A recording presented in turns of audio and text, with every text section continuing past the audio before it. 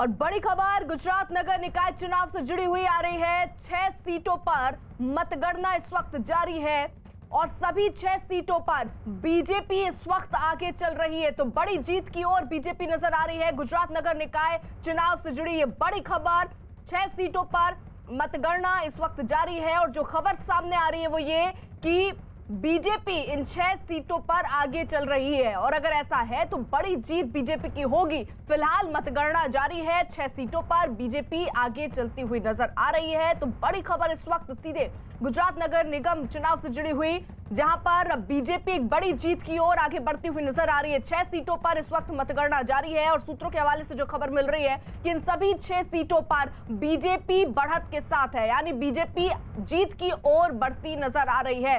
अब इंतजार इस मतगणना पूरा होने की है और उसके बाद जब इसका ऐलान होगा कि क्या वाकई एक बड़ी जीत बीजेपी को मिली है। फिलहाल 6 सीटों पर मतगणना जारी है और जो खबर मिल रही है वो ये कि बीजेपी इसमें लीड कर रही है।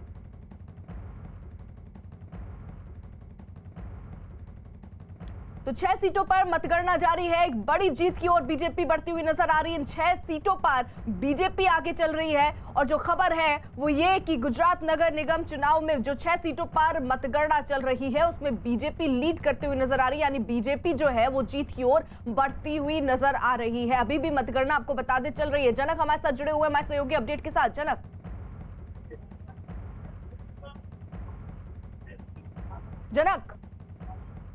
जी अर्पिता। जनक, ये 6 सीटें और 6 सीटों पर बीजेपी आगे। देखिए, ये आंकड़ा लगातार बदलता जाएगा। जब तक मैं आपको बात कर रहा हूँ कि जो पूरे गुजरात में नगर निगम के चुनाव और खासतौर पर अभी रुझान है उसमें जो नतीजों में तब्दील हो रहे हैं, ऐसे में कई पैनल हैं जो टूटी है, जहाँ पे जामनगर में वार्ड 9 और वार्ड 5 के उम्मीदवार बीजेपी की पूरी पैनल है वो जीती है। अभी मैं अहमदाबाद के जो वोटिंग सेंटर है वहाँ पर हूँ। यहाँ पर देखिए ये जो कार्यकर्ता है अलग अलग पार्टी के, वो अभी ध्यान रखते हुए हैं कि जो नतीजे हैं, रुझान है, वो नतीजों में तब्दील हो रहे हैं और अभी रेस ऐसी है कि कई जगहों पर कांटे की टक्कर चल रही है। पैनल है उसमें कोई बीजेपी के है तो कुछ कांग्रेस के उम्मीदवार आ गए, तो आम आदमी पार्टी की इस बार कुछ यहाँ पर सीटों पर अपना रिजल्ट दिखा रही है। तो लगातार इसके पीछे यहाँ पर जो कांग्रेस के उम्मीदवार हैं वो पैनल में आगे रहने के बाद यहाँ पर बीजेपी के उम्मीदवार है यहाँ पर, और यहाँ पर अभी प्रचार और यहाँ पर कई पैनल है जहाँ पर जो कार्यक्रम थोड़ा आपको विशेष लगता होगा, इस बार बजट के बाद हमने तय किया कि बजट में जो चीज़ें तय की गई हैं उन्हीं चीज़ों को लेकर के अलग अलग सेक्टर जिनका इस बजट की प्रावधानों से सीधा संबंध आता है, उनसे विस्तार से बात करें और 1 अप्रैल से जब नया बजट लागू हो तो उसी दिन से सारी योजनाएं भी लागू हों, सारी योजनाएं आगे बढ़े और फरवरी और मार्च इसका भरपूर उपयोग इस तैयारी के लिए किया जाए। बजट जब हमने पहले की तुलना में करीब 1 महीना प्रीपोन किया हुआ है तो हमारे पास 2 महीने का समय है, उसका मैक्सिमम लाभ हम कैसे लें, और इसलिए लगातार अलग अलग क्षेत्र के लोगों से बात हो रही है। कभी इंफ्रास्ट्रक्चर के संबंधित सबसे बात हुई, कभी डिफेंस सेक्टर से संबंधित सबसे बात हुई। आज मुझे हेल्थ सेक्टर के लोगों से बात करने का मौका मिला है। इस वर्ष के बजट में हेल्थ सेक्टर को जितना बजट आवंटित किया गया है वो अभूतपूर्व है। ये हर देशवासी को बेहतर स्वास्थ्य सुविधा देने की हमारी प्रतिबद्धता का प्रतीक है। बीता वर्ष एक तरह से देश के लिए, दुनिया के लिए, पूरी मानव जात के लिए और खास करके हेल्थ सेक्टर के लिए एक प्रकार से अग्नि परीक्षा की तरह रहा था। मुझे खुशी है कि आप सभी देश का हेल्थ सेक्टर इस अग्नि परीक्षा में हम सफल हुए हैं अनेकों की जिंदगी बचाने में हम कामयाब रहे हैं। कुछ महीनों के भीतर ही जिस तरह देश ने करीब 2,500 लैब्स का नेटवर्क खड़ा किया, कुछ दर्जन टेस्ट से हम आज करीब 21 करोड़ टेस्ट के पड़ाव तक पहुंच पाए। ये सब सरकार और प्राइवेट सेक्टर के साथ मिलकर काम करने से ही संभव हुआ है। साथियों, कोरोना ने हमें ये सबक दिया है कि हमें सिर्फ आज ही महामारी से नहीं लड़ना है, बल्कि भविष्य में आने वाली ऐसी किसी भी स्थिति के लिए भी देश को तैयार करना है। इसलिए हेल्थ सेक्टर से जुड़े हर क्षेत्र को मजबूत करना भी उतना ही आवश्यक है। मेडिकल इक्विपमेंट से लेकर मेडिसिन्स तक, वेंटिलेटर से लेकर वैक्सीन्स तक, साइंटिफिक रिसर्च से लेकर के सर्वेलेंस इंफ्रास्ट्रक्चर तक, डॉक्टर से लेकर के एपिडेमियोलॉजिस्ट तक, हमें सभी पर ध्यान देना है ताकि देश में भविष्य में किसी भी स्वास्थ्य आपदा के लिए बेहतर तरीके से तैयार रहें। पीएम आत्मनिर्भर स्वस्थ भारत योजना के पीछे मूलतः यही प्रेरणा है। इस योजना के तहत रिसर्च से लेकर टेस्टिंग और ट्रीटमेंट तक देश में ही एक आधुनिक इकोसिस्टम विकसित करना तय किया गया है। पीएम आत्मनिर्भर स्वस्थ भारत योजना हर स्पेक्ट्रम में हमारी क्षमताओं में वृद्धि करेगी। 15वें वित्त आयोग इसकी सिफारिशें स्वीकार करने के बाद हमारी जो लोकल बॉडीज हैं, उनको स्वास्थ्य सेवाओं की व्यवस्थाओं के लिए 70,000 करोड़ रुपए से अधिक अतिरिक्त मिलने वाला है। यानी सरकार का जोर सिर्फ हेल्थ केयर में निवेश पर ही नहीं है, बल्कि देश के दूरदराज वाले इलाकों तक हेल्थ केयर को पहुंचाने का भी है।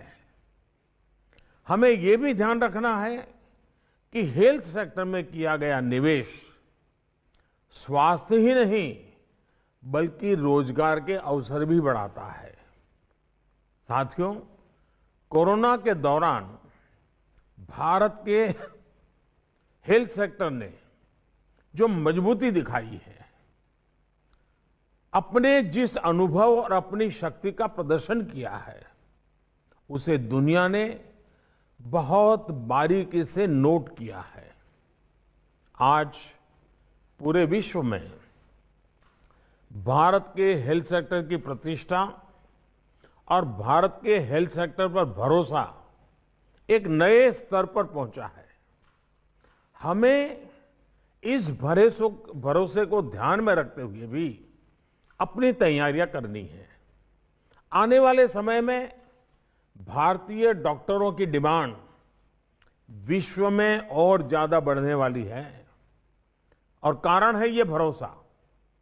आने वाले समय में भारतीय नर्सेज, भारतीय पैरामेडिकल स्टाफ की डिमांड पूरी दुनिया में बढ़ेगी, आप लिख करके रखिए। इस दौरान भारतीय दवाइयां और भारतीय वैक्सीनों ने एक नया भरोसा हासिल किया है। इनकी बढ़ती डिमांड के लिए भी हमें अपनी तैयारी करनी होगी। हमारे मेडिकल एजुकेशन सिस्टम पर भी स्वाभाविक रूप से लोगों का ध्यान जाएगा, उस पर भरोसा बढ़ेगा। आने वाले दिनों में दुनिया के और देशों से भी मेडिकल एजुकेशन के लिए, भारत में पढ़ाई करने के लिए विद्यार्थियों के आने की संभावना भी बढ़ने वाली है और हमें इसे प्रोत्साहित भी करना चाहिए। कोरोना के दौरान हमने वेंटिलेटर और अन्य सामान बनाने में जो महारत हासिल कर ली है, इसकी वैश्विक डिमांड पूरी करने के लिए भी भारत को तेजी से काम करना होगा।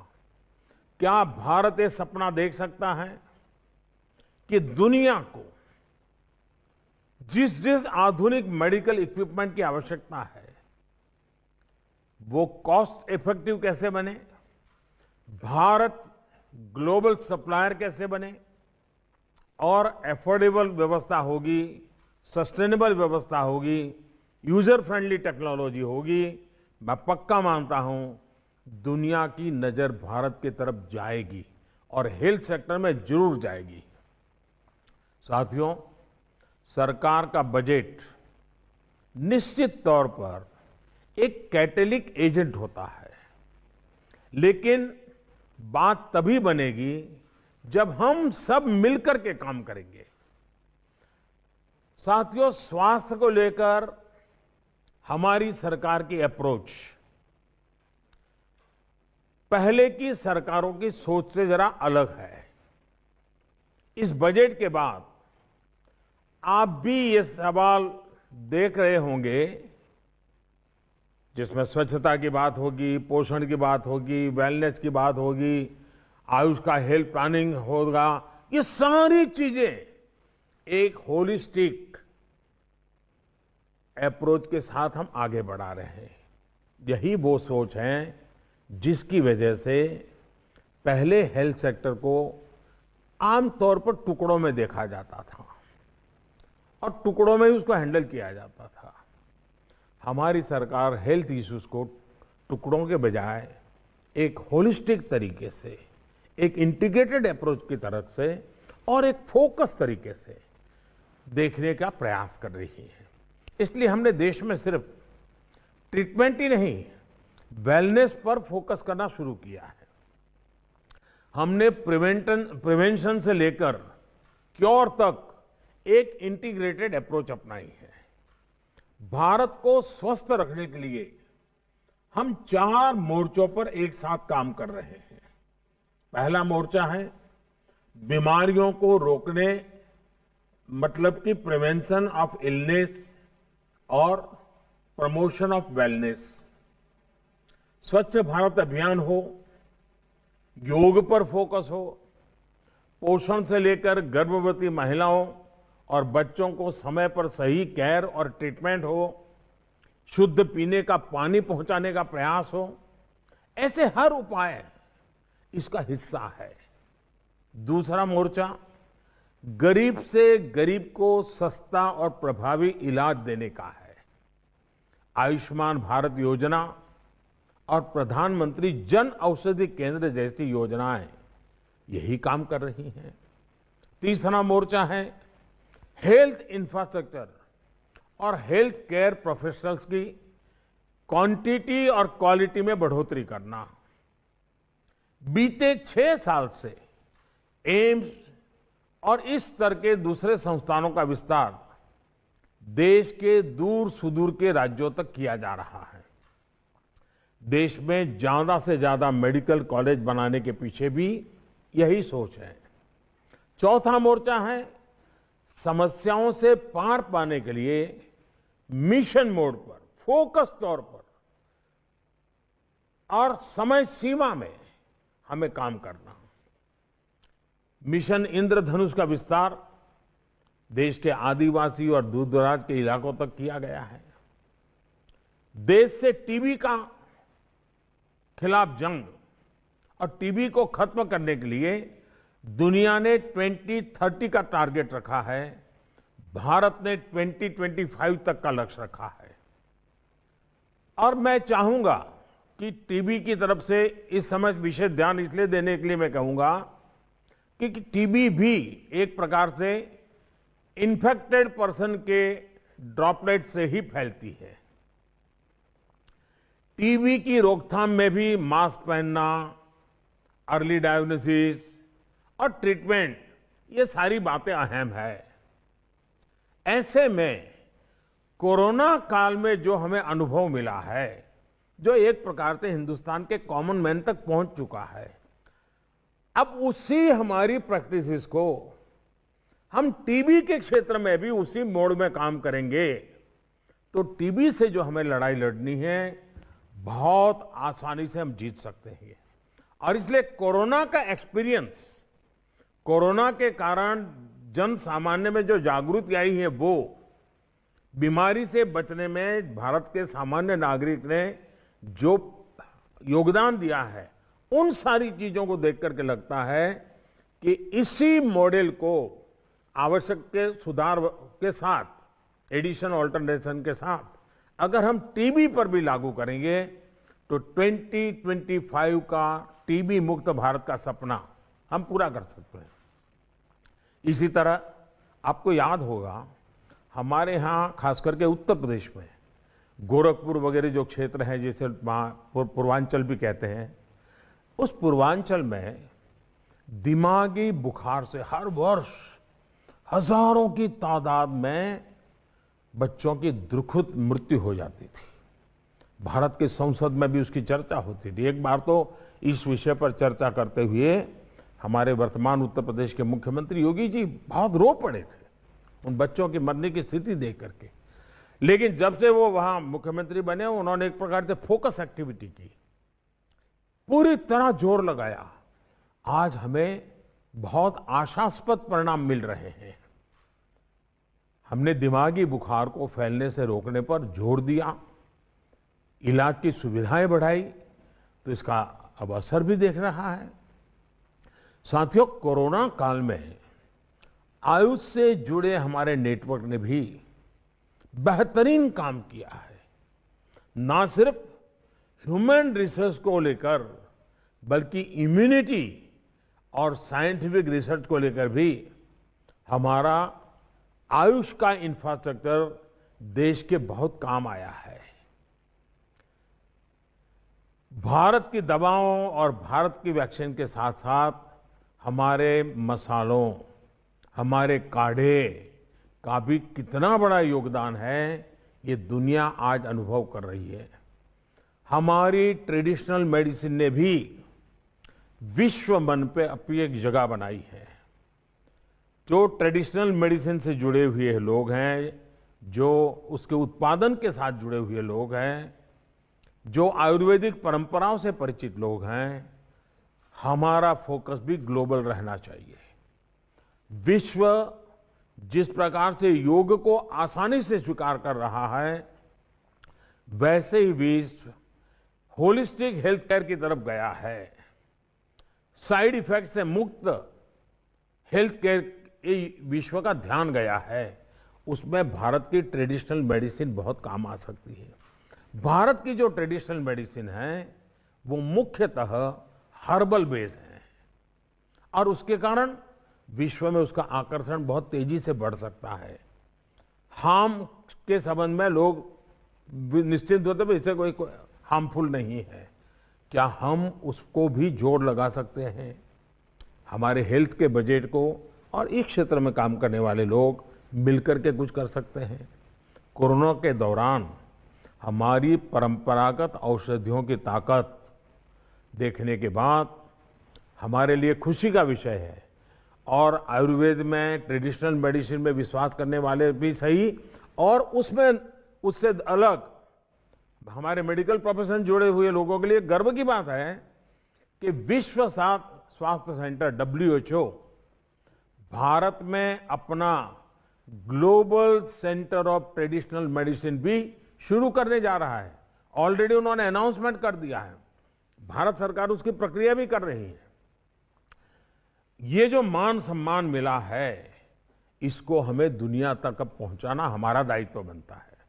साथियों, एक्सेसिबिलिटी और एफोर्डेबिलिटी को अब नेक्स्ट लेवल पर ले जाने का समय है और इसलिए अब हेल्थ सेक्टर में आधुनिक टेक्नोलॉजी का उपयोग बढ़ाया जा रहा है। डिजिटल हेल्थ मिशन देश के सामान्य नागरिकों को समय पर सुविधा के अनुसार प्रभावी इलाज देने में बहुत मदद करेगा। साथियों, बीते सालों की एक और अप्रोच को बदलने का काम तेजी से किया गया है।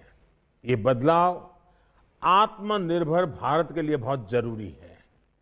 आज हम फार्मेसी ऑफ द वर्ल्ड इस बात पर गर्व करते हैं, लेकिन आज भी कई बातों के लिए जो रॉ मटेरियल है उस पर हम विदेशों पर निर्भर है। दवाओं और मेडिकल डिवाइसेस के रॉ मटेरियल, इसके लिए देश पर निर्भरता हमारी इंडस्ट्री के लिए भी विदेशों पर गुजारा करना कितना बुरा अनुभव हम देख चुके हैं। ये सही नहीं है। इसलिए गरीबों को सस्ती दवाएं और उपकरण देने में भी ये बहुत बड़ी कठिनाई पैदा करते हैं। हमें इसका रास्ता खोजना ही होगा। भारत को हमें इन क्षेत्रों में आत्मनिर्भर बनाना ही होगा। इसके लिए 4 विशेष योजनाएं इन दिनों की गई हैं। बजट में भी उसका उल्लेख है, आपने भी अध्ययन किया होगा। इसके तहत देश में ही दवाओं और मेडिकल उपकरणों के रॉ मटेरियल के उत्पादन के लिए प्रोडक्शन लिंक्ड इंसेंटिव दिए जा रहे हैं, PLI। इसी तरह दवाएं और मेडिकल डिवाइसेस बनाने के लिए मेगा पार्ट्स के निर्माण को भी अच्छा रिस्पांस मिल रहा है। साथियों, देश को सिर्फ लास्ट माइल हेल्थ एक्सेस ही नहीं, लेकिन हमें हिंदुस्तान के हर कोने में, दूर दराज के क्षेत्रों में, जैसे हमारे यहाँ जब इलेक्शन होता है तो रिपोर्ट आती है कि एक मतदाता था, वहां भी पोलिंग बूथ लगा। मुझे लगता है हेल्थ सेक्टर में भी, एजुकेशन, ये 2 ऐसे विषय हैं कि जहां एक नागरिक होगा तो भी हम पहुंचेंगे। ये हमारा मिजाज होना चाहिए और हमें इस पर जोर देना है, उस पर हमें पूरी कोशिश करनी है। और इसलिए सभी क्षेत्रों में हेल्थ एक्सेस पर भी हमें जोर देना है। देश को वेलनेस सेंटर्स चाहिए, देश को डिस्ट्रिक्ट हॉस्पिटल्स चाहिए, देश को क्रिटिकल केयर यूनिट चाहिए, देश को हेल्थ सर्वेलेंस इंफ्रास्ट्रक्चर चाहिए, देश को आधुनिक लैब चाहिए, देश को टेलीमेडिसिन चाहिए। हमें हर स्तर पर काम करना है, हर स्तर को बढ़ावा देना है। हमें ये सुनिश्चित करना है कि देश के लोग, चाहे वो गरीब से गरीब हो, चाहे वो सुदूर इलाकों में रहते हो, उन्हें बेस्ट पॉसिबल ट्रीटमेंट मिले और समय पर मिले। और इन सभी के लिए जब केंद्र सरकार, सभी राज्य सरकारें, स्थानीय निकाय और देश का प्राइवेट सेक्टर मिलकर काम करेंगे तो बेहतर नतीजे भी मिलेंगे। प्राइवेट सेक्टर PM जय में हिस्सेदारी के साथ साथ पब्लिक हेल्थ लेबोरेटरीज का नेटवर्क बनाने में PPP मॉडल को भी सपोर्ट कर सकता है। नेशनल डिजिटल हेल्थ मिशन नागरिकों के डिजिटल हेल्थ रिकॉर्ड और दूसरी कटिंग एज टेक्नोलॉजी को लेकर भी साझेदारी हो सकती है। मुझे विश्वास है कि हम सभी मिलकर एक मजबूत साझेदारी के रास्ते निकाल पाएंगे, स्वस्थ और समर्थ भारत के लिए आत्मनिर्भर समाधान तलाश कर पाएंगे। मेरा आप सबसे आग्रह है कि ये हम जो एक स्टेक होल्डर्स के साथ इस विषय के जो ज्ञाता लोग हैं उनके साथ जो चर्चा कर रहे हैं, बजट जो आना था आ गया है। बहुत सी आपकी अपेक्षाएं होगी, वो शायद इसमें नहीं होगा, लेकिन उसके लिए कोई आखिरी बजट नहीं है, अगले बजट में देखेंगे। आज तो जो बजट आया है इसका तेज गति से ज्यादा और जल्दी से जल्दी हम सब मिलकर इंप्लीमेंटेशन कैसे करें, व्यवस्थाएं कैसे विकसित करें, सामान्य मानवी तक पहुंचने में हम तेजी कैसे लाएं। मैं चाहूंगा कि आप सबका अनुभव, आपकी बातें आज भारत सरकार को बजट के बाद, हम पार्लियामेंट में तो चर्चा करते हैं, पहली बार बजट की चर्चा संबंधित लोगों से हम कर रहे हैं। बजट के पूर्व चर्चा करते हैं तब सुझाव की होती है, बजट के बाद चर्चा करते हैं तब समाधान की होती है। और इसलिए आइए हम मिलकर के समाधान निकालें, हम मिलकर के बहुत तेज गति से आगे बढ़े और हम सब मिलकर के चले। सरकार और आप अलग नहीं है, सरकार भी आप ही की है और आप भी देश के लिए ही हैं। हम सब मिलकर के देश के गरीब से गरीब व्यक्ति को ध्यान में रखते हुए हम सब मिलकर के हेल्थ सेक्टर का उज्जवल भविष्य, तंदुरुस्त भारत के लिए हम सब इस बात को आगे बढ़ाएंगे। आप सब ने समय निकाला है, आपका मार्गदर्शन बहुत काम आएगा, आपकी सक्रिय भागीदारी बहुत काम आएगी। मैं फिर एक बार आपने समय निकाला इसलिए आपका आभार व्यक्त करता हूं और आपके मूल्यवान सुझाव हमें आगे ले जाने में बहुत काम आएंगे। आप सुझाव भी देंगे, साझेदारी भी करेंगे, आप अपेक्षाएं भी करेंगे, जिम्मेदारी भी उठाएंगे। इसी विश्वास के साथ बहुत बहुत धन्यवाद। हम सब प्रधानमंत्री नरेंद्र मोदी को आप सुन रहे थे, जिन्होंने कई खास बातें इस मंच से कही, साथ ही साथ इस बात का भरोसा भी दिया कि आने वाले दिनों में स्वास्थ्य के लिहाज से एक नई पहचान भारत की बनने वाली है। मेडिकल एजुकेशन के लिए लोग भारत आएंगे, क्योंकि जो उपलब्धि भारत की इस कोरोना काल में देखने को मिली उससे विदेश में बैठे लोग भी काफी प्रभावित हुए हैं। कोरोना ने हमें कई सबक सिखाए हैं और साथ ही साथ प्रधानमंत्री नरेंद्र मोदी ने आत्मनिर्भर मंत्र भी एक बार से दिया।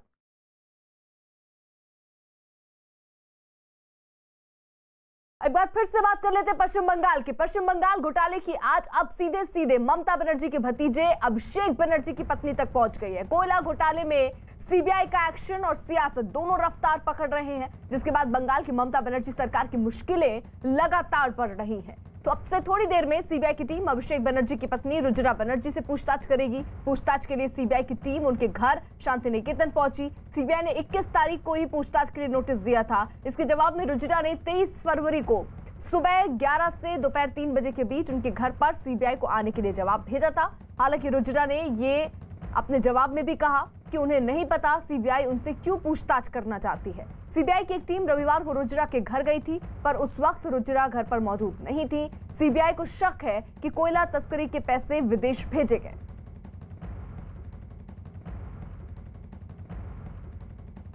तो अब सीबीआई किसी भी वक्त, क्योंकि 11 बजे एक तय वक्त था जब अभिषेक की पत्नी रुजिरा के घर सीबीआई की टीम को पहुंचना था। कोयला कांड में ये पूछताछ होनी है। हालांकि इससे पहले जब नोटिस दिया गया और नोटिस के जवाब में रुजिरा ने ये कहा कि उन्हें पता ही नहीं है कि आखिरकार ये केस क्या है, लेकिन फिर भी वो पूछताछ में सहयोग पूरी तरीके से करेंगी। इसलिए उन्होंने 11 बजे से 3 बजे के बीच कभी भी टीम को पहुंचने के लिए कहा। अब से थोड़ी देर में जानकारी मिल रही है कि सीबीआई पूछताछ के लिए पहुंचेगी। बाकायदा एक टीम उनके घर पर ही ये पूछताछ होनी है। कल उनकी बहन के साथ भी पूछताछ हुई, काफी देर ये पूछताछ चली, लेकिन ये बताया जा रहा है कि वो शायद जांच में सहयोग नहीं कर रही थी। फिलहाल और पूछताछ आगे हो सकती है। अभी आधिकारिक तौर पर इसकी कोई पुष्टि नहीं है, लेकिन जो खबर सामने आ रही है वो ये कि कोयला कांड में अब थोड़ी ही देर में सीबीआई जो है वो रुजिरा बनर्जी के घर सीबीआई की टीम पहुंचने वाली है।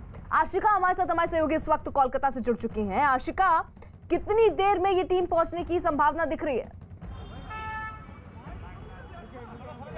देखिए, लगभग 11:30 के आसपास ये टीम निकलेगी और यहाँ के लिए रवाना होगी। निज़ाम पैलेस जो यहाँ पर मुख्यालय है सीबीआई का, वहाँ से निकलेगी। लगभग 15 मिनट का समय लगेगा जब यहाँ पहुँचेगी टीम और उसके बाद पूछताछ होगी।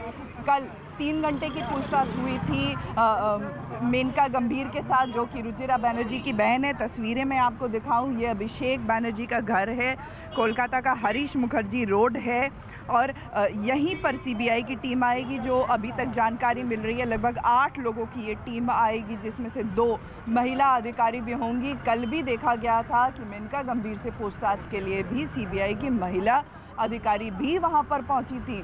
तो सवाल जो कल मेनका से पूछे गए वो भी यहाँ पर पूछे जाएंगे। इसके अलावा जो डिपॉजिट स्लिप है वो उनके सामने रखा जाएगा रुजिरा बनर्जी के, उसको लेकर के सवाल भी पूछे जाएंगे। जो कोयला तस्करी मामला है उसको लेकर के जांच करते हुए सीबीआई जो यहाँ तक पहुँची है, ये आरोप लग रहे हैं कि पैसे जो है वो विदेश तक भेजे गए हैं। इसके तहत थाईलैंड और लंदन के कुछ बैंक अकाउंट है जिनको खंगालने के बाद यहाँ पर सीबीआई की टीम पहुँचेगी और आज सीबीआई के तीखे सवालों का जवाब देना पड़ेगा रुजिरा बनर्जी को।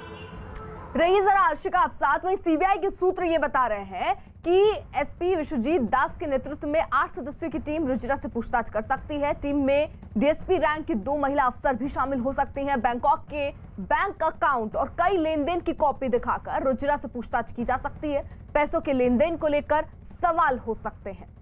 तो 8 सदस्य जो हैं वो पूछताछ करेंगे। अब से थोड़ी देर में जिस तरीके से आशिका भी बता रही हैं कि टीम उनके घर पर पहुंचने वाली है। आशिका लगातार हमारे साथ मौजूद है। आशिका, कल जो पूछताछ हुई है उससे भी कई चीजें सामने आई होंगी, क्या उन लिहाज से भी आज वैसे सवाल सीबीआई रखेगी सामने?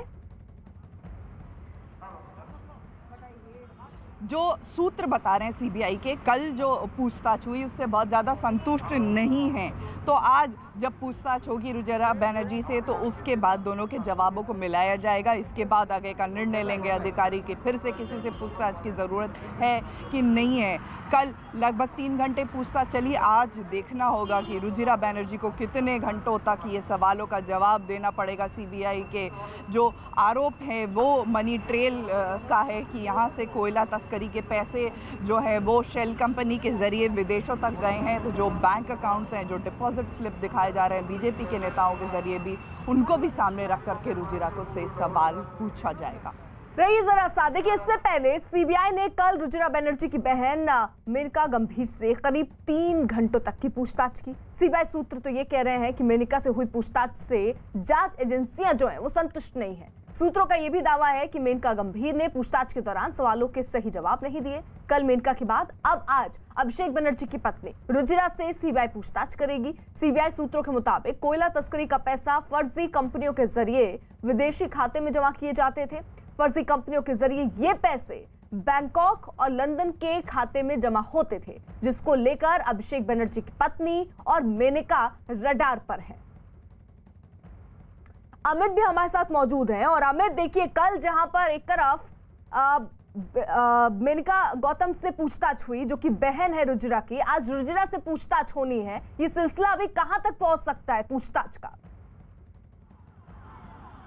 देखिए, जिस तरीके से सीबीआई के दावे हैं उनको सबूत मिलते जा रहे हैं, तो ये हम मान कर चल सकते हैं कि पूछताछ का ये दौर है अगले 2 से 3 दिन तक और चलेगा, क्योंकि कई सारे सवाल हैं, कई ट्रेल हैं, मनी ट्रेल हैं, कई जगह हैं जिनके बारे में इन दोनों लोगों से सीबीआई को पूछताछ करनी है और कमोवेश वो सारा सूचीबद्ध तरीके से इकट्ठा कर रही है। इससे पहले भी अगर हम सीबीआई के नोटिस की बात करें तो सीबीआई ने, हमने कहा था कि हम अगर नोटिस को देखें तो सीबीआई ने जिक्र किया था इस बात का कि कुछ ऐसे बिंदु हैं जिन पर हम स्पष्टीकरण, हम जानकारी चाहते हैं, लिहाजा हम आपसे पूछताछ करना चाहते हैं। और इसी को लेकर रुजिरा और उनकी बहन से सीबीआई ने पूछताछ करने की, उनको पूछताछ का नोटिस दिया। और अब ये देखना होगा कि आज किस तरीके से क्वेश्चनिंग में जवाब देते हैं। और जाहिर सी बात है कि जो ये जवाब देंगे उनको सूचीबद्ध किया जाएगा और सीबीआई कड़ी से कड़ी जोड़ने का काम करेगी, क्योंकि उसे अदालत में अपने सारे तथ्यों को, सबूतों को, इस पूछताछ को पेश करना है।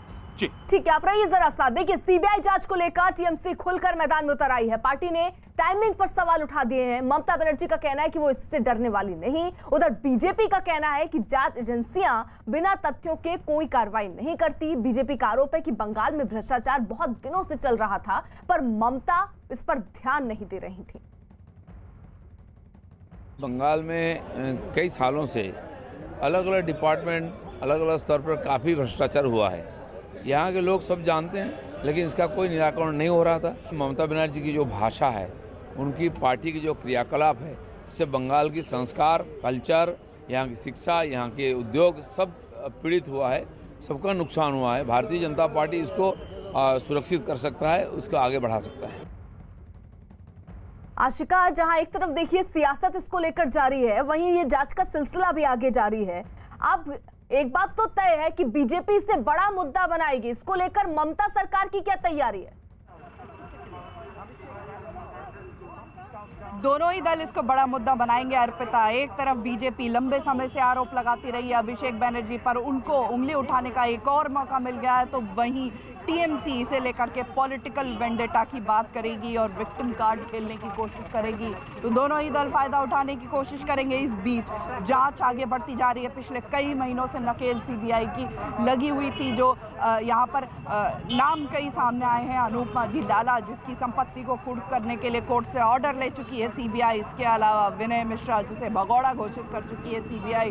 तो अब आगे जो ये मनी ट्रेल है, इसको बढ़ाते हुए कहाँ तक जाती है ये जांच, ये भी देखने की बात है। अभी सिर्फ पूछताछ चल रही है, इसके आगे क्या कदम उठाएगी सीबीआई की टीम, ये भी देखने की बात होगी। बहरहाल इसको लेकर के राजनीति चल रही है, बड़ा चुनावी मुद्दा बनेगा। इसकी टाइमिंग को लेकर के इसी वजह से सवाल उठाया जा रहा है, क्योंकि चुनाव के एन पहले दोनों ही दल इसको बुलाने की कोशिश करेंगे अर्पिता। बिल्कुल, देखिए टीएमसी भले ही टाइमिंग पर सवाल खड़े कर रही हो, लेकिन बीजेपी का ये दावा है कि सीबीआई अपना काम कर रही है और इसमें किसी तरह का राजनीति इसमें नहीं है। बीजेपी लगातार आरोप लगा रही है कि कोयला घोटाले के मास्टरमाइंड अनूप माझी उर्फ लाला के जरिए अभिषेक बनर्जी के घर तक कमीशन पहुंचता था।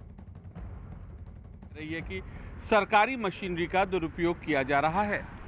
देखिए, सरकारी मशीनरी का दुरुपयोग करने का कोई कारण ही नहीं है। सीबीआई के पास जिस प्रकार के एविडेंस है, उसके आधार पर सीबीआई काम करता है।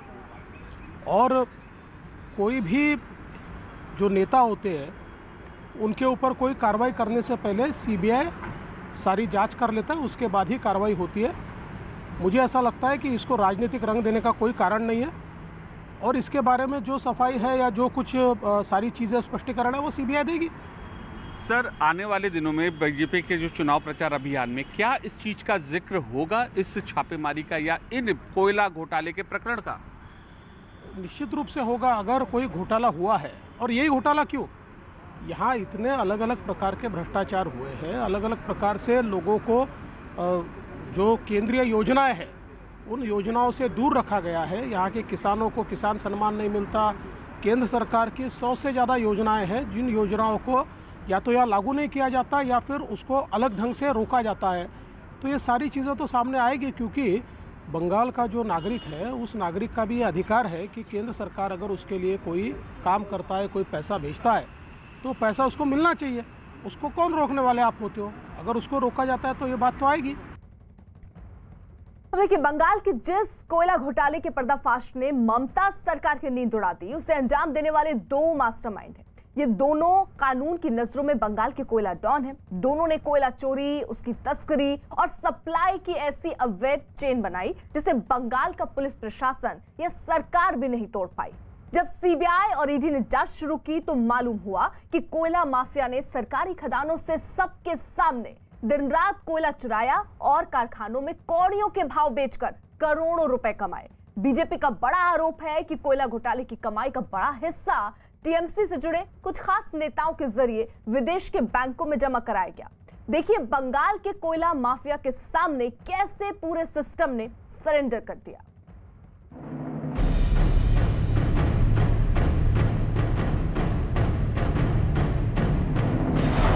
कोयला घोटाले का থাইল্যান্ড কানেকশন। আমার বউ জন্ম থেকে শুরু করে তার থাই পাসপোর্ট।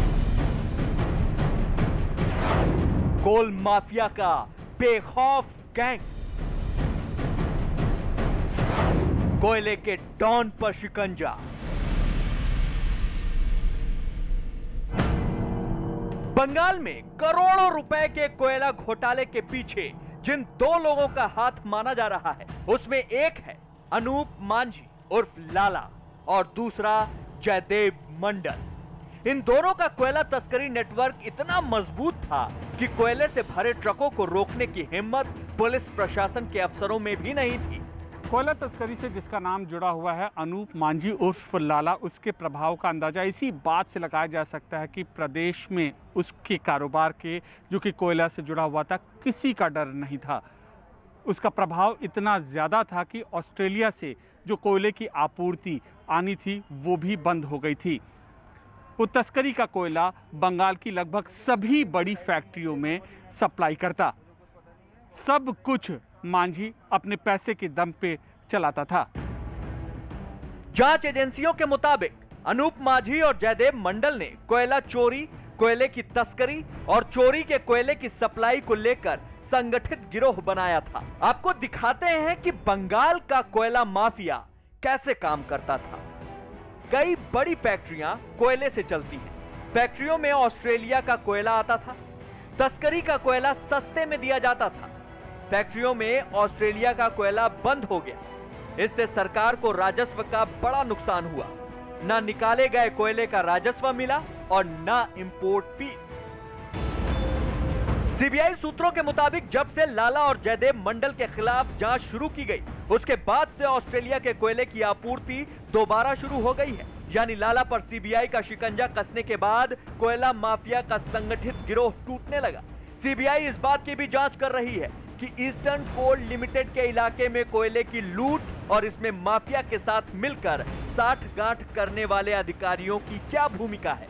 सीबीआई उन फैक्ट्री मालिकों की तलाश भी कर रही है जो सरकारी खदानों से चोरी का कोयला लाने वाले तस्करों से कोयला खरीद कर कारखाना चलाते थे। अनूप माझी और जयदेव मंडल के गठबंधन से कई चौंकाने वाली जानकारी सीबीआई को मिली है। सीबीआई सूत्रों के मुताबिक 20,000 करोड़ की संपत्ति उन्होंने अपने अवैध कारोबार के जरिए अर्जित कर रखी थी। 2006 से यह पूरा का पूरा धंधा चल रहा था।